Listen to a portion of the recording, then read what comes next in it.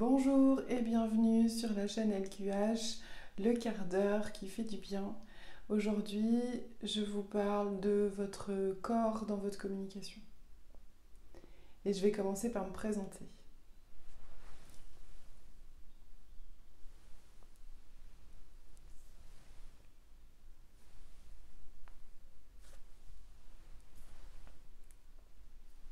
Ça, c'est ma présentation avec mon corps, juste avec des gestes.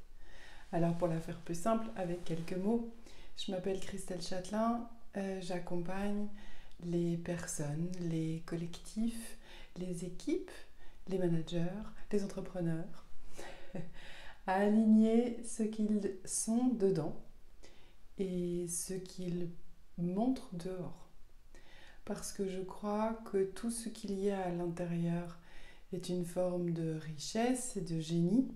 Et si on arrive à partager cette énergie-là avec les autres, tout simplement, dans une équipe ou avec ses clients, peu importe, ou même avec ceux qui nous entourent au quotidien, eh bien, c'est une chance pour soi, c'est une chance pour l'autre et pour la relation que de pouvoir être avec ce qu'on a à l'intérieur.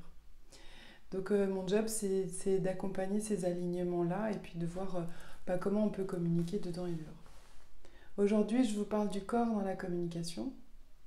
Donc je me suis présentée de manière un petit peu étrange.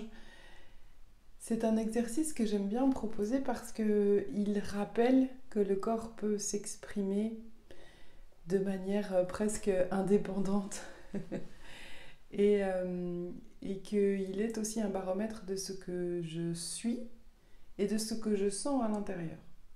Alors il y a plein d'expressions comme ça qu'on utilise peut-être pas forcément consciemment tous les jours.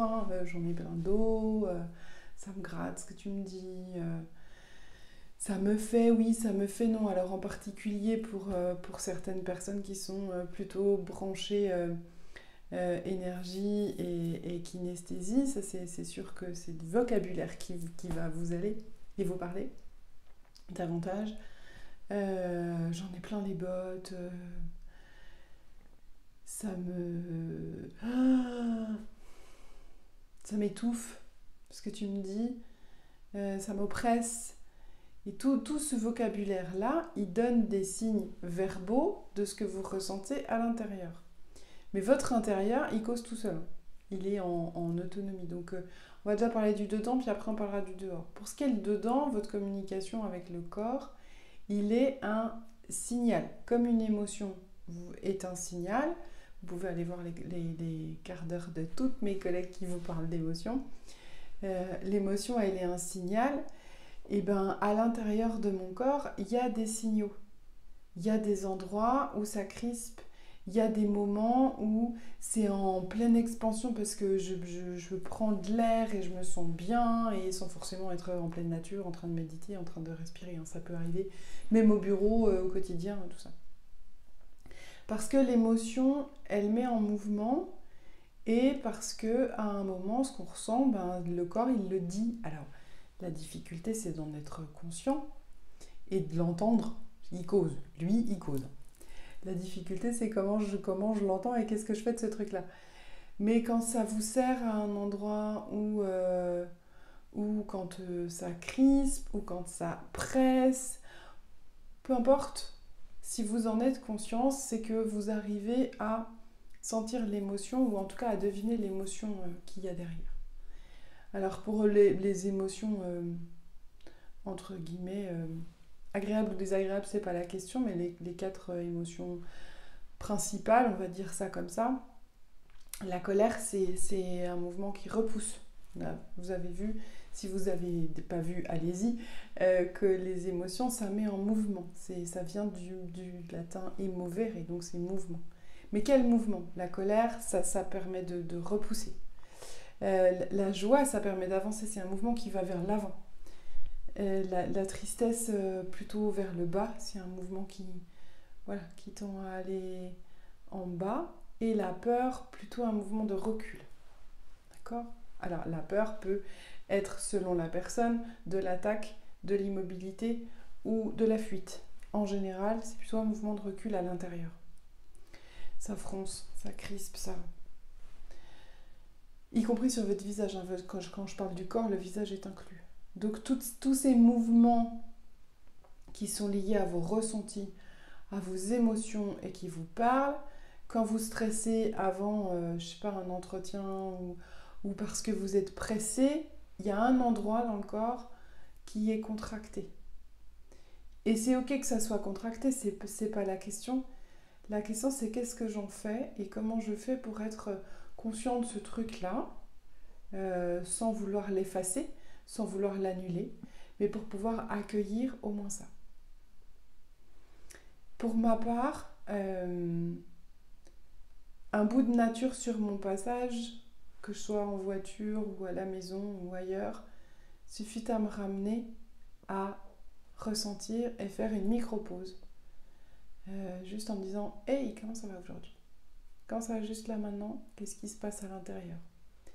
Certains vous diront « À chaque fois que vous passez une porte », ça peut être ça, j'aime bien l'image, chaque fois que vous passez une porte, vous posez la question de « Consciemment, qu'est-ce que ça dit dans mon corps ?» Et puis, quand vous avez un peu de temps, vous pouvez respirer déjà. Et en général, en respirant, ça fait de la place, ça détend. Alors physiquement, ça fait plein de trucs dans le cerveau et vous pouvez oxygéner votre cerveau en respirant. Mais ça fait aussi une plus grande conscience parce que ça ramène juste là maintenant.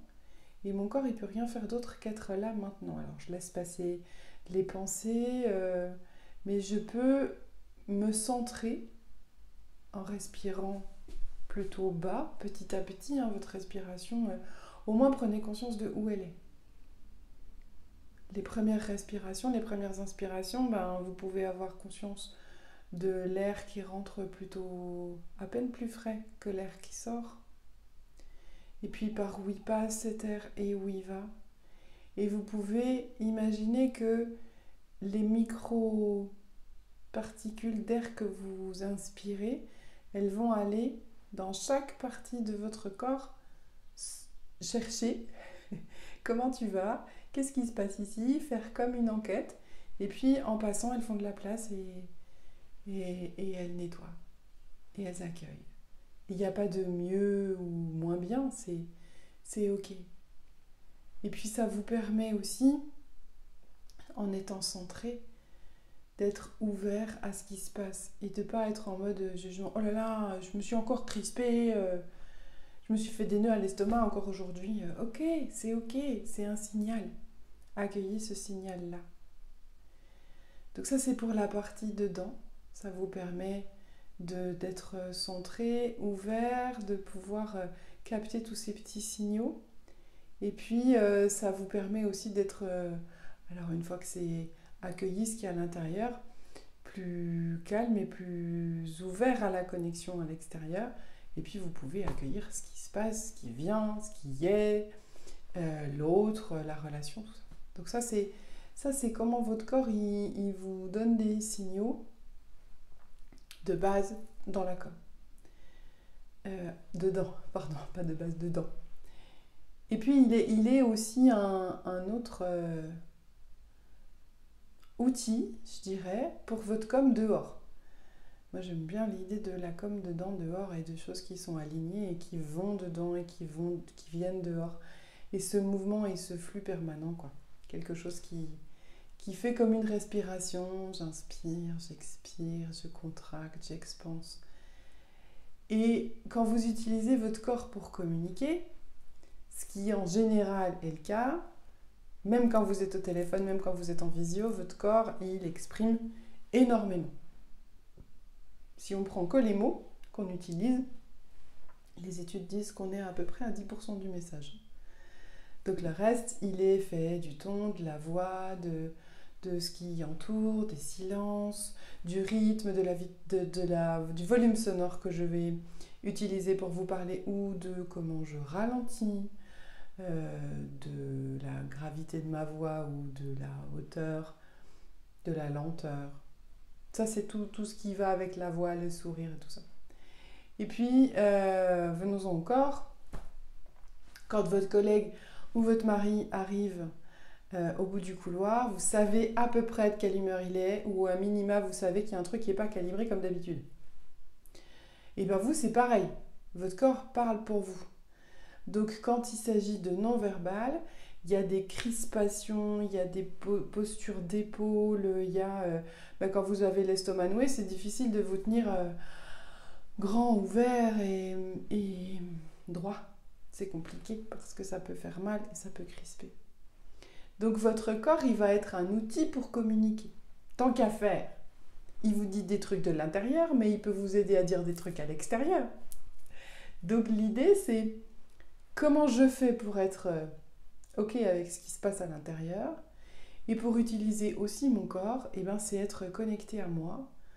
Alors, vous pouvez chercher ce que vous faites de vos mains dans vos communications. Vous pouvez utiliser la totalité, OK, la posture de votre corps, comment vous êtes proche des gens ou plutôt loin selon qui ils sont, selon la relation que vous voulez avoir, selon la taille de votre bulle. On a tous une bulle de protection, donc puis elle tend à s'agrandir ces derniers temps. Donc ça, c'est qu'est-ce que vous faites de votre corps au dehors et comment vous communiquez avec. Et puis, qu'est-ce que vous dégagez? Parce que si l'autre, vous connaissez son humeur à l'autre bout du couloir, mais il connaît la vôtre aussi. Donc, sans dire que c'est contrôlable, au moins soyez-en conscient. Si c'est OK pour vous, si c'est un lieu, une occasion, parce qu'il y a des endroits où on ne se sent pas, OK, de laisser exprimer, laisser sortir exprimer, de laisser sortir ses émotions, quoi. Ça peut paraître quelquefois un peu compliqué ou pas approprié, pas le bon moment, pas... OK. Donc en être conscient, c'est déjà une façon de l'accueillir, même si vous ne le posez pas dehors. Et puis à quoi ça sert toute cette communication par le corps?